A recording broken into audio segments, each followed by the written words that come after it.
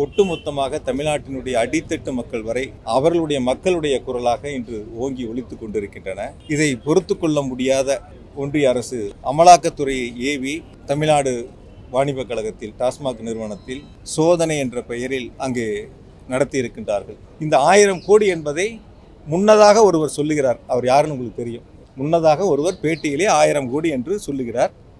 பின்னர் அமலாக்கத்துறை அதே 1000 கோடியை அந்த அறிக்கையிலே பதிவிட்டு 1000 கோடி என்று அவர்கள் அந்த கருத்தை முன்வைக்கின்றார். எனவே இந்த இதில் 1000 அர்த்தங்கள் அதில் அடங்கி இருக்கிறது. அது உங்களுக்கு நன்றாக தெரியும் என்று நான் நம்புகின்றேன். மக்களுக்கும் அது நன்றாக தெரியும்.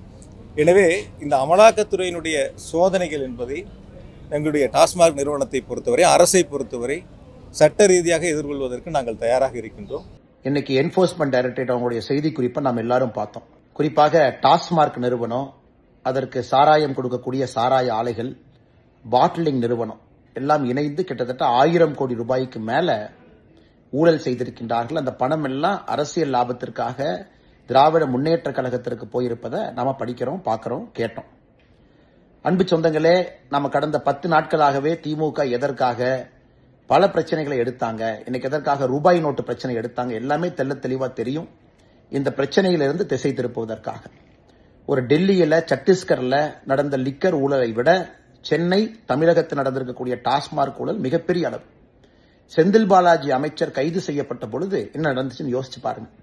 நள்ளிரவுல முதலமைச்சர், நள்ளிரவுல துணை முதலமைச்சர் போய் பார்த்து கூடவே இருந்து சொகுசாக அரசு மருத்துவமனையிலிருந்து தனியார் மருத்துவமனை கூட்டிட்டு போய் சொகுசாக வைத்துக் கொள்ளணும். அதன் பிறகு அரசே போராடுறாங்க விடுவிக்கணும்.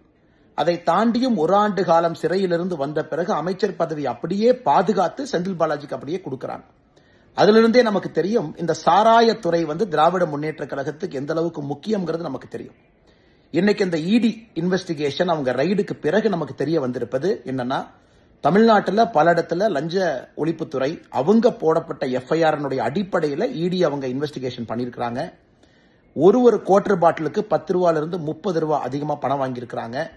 சாராய ஆலையிட்டிருந்து வரக்கூடிய டெண்டரை இவங்க பிக்ஸ் பண்ணி எக்ஸ்ட்ரா பணம் கொடுத்து சாராய ஆலையிட்டிருந்து கான்ட்ராக்ட் இவங்களே கொடுக்கறாங்க. பாட்டிலிங் கம்பெனிகளோட சேர்ந்து போலி ரசீதிகளை போடுறாங்க.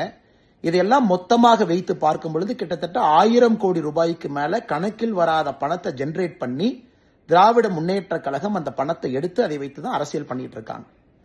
சுத்தமா சொல்ல வேண்டும் என்றால், ஏழை மக்களுடைய தாலியை பறித்து அவங்க வயிற்றுல அடிச்சு திமுகவினுடைய ஆட்சி நடந்துகிட்டு இருக்கு. 10 ரூபா 30 ரூபா ஒரு குவார்டர் பாட்டிலுக்கு எக்ஸ்ட்ரா பணத்தை வாங்கித்தான் இந்த அரசு இன்னைக்கு ஸ்தம்பித்துக் கொண்டிருக்கிறாங்க, ஆட்சியில் இருக்கிறாங்க. இதை தட்டி கேட்க வேண்டிய கடமை ஒரு சாமானியுடைய கடமை இல்லைங்களா? நம்முடைய கடமை இல்லைங்களா? நம்ம எல்லோரும் தட்டி கேட்கணும்.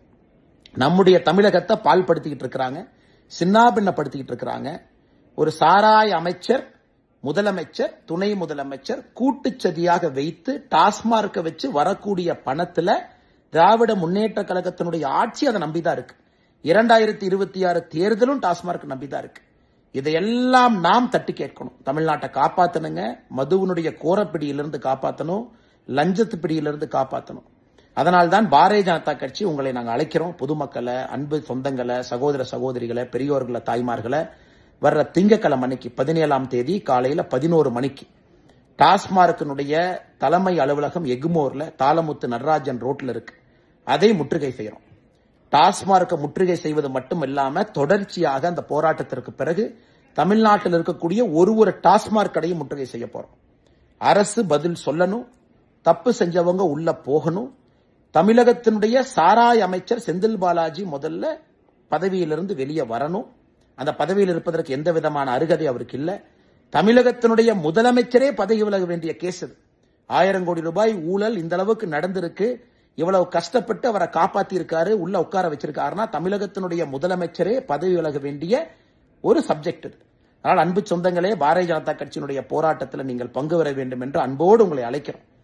டாஸ்மார்க் தலைமை அலுவலகத்தை நம்ம திங்கட்கிழமை முற்றுகை பண்றதிலிருந்து தொடர்ச்சியாக பாரதிய ஜனதா கட்சி மிகப்பெரிய போராட்டத்தை எடுத்து தமிழக மக்களை மதுவினுடைய கோரப்பிடியிலிருந்து, டாஸ்மார்க் ஊழல்வாதிகள் பிடியிலிருந்து, சாராய அமைச்சனுடைய பிடியிலிருந்து, முதலமைச்சர், துணை முதலமைச்சருடைய பிடியிலிருந்து, அறிவாலயத்தினுடைய பிடியிலிருந்து ஏழை சகோதர சகோதரிகளை வயிற்றில் அடிச்சு தாலி அறுத்து அதை வைத்து அரசியல் பண்ணிட்டு இருக்கக்கூடிய அந்த கோர முகத்தை கிழிச்சு காட்டுற வரைக்கும் நம்முடைய போராட்டம் தொடரும். அதனால் உங்கள்கிட்ட என்னுடைய அன்பான வேண்டுகோள், எல்லாரும் 17ஆம் தேதி இந்த போராட்டத்துல சென்னையில எக்மோர்ல பங்கேறுங்க.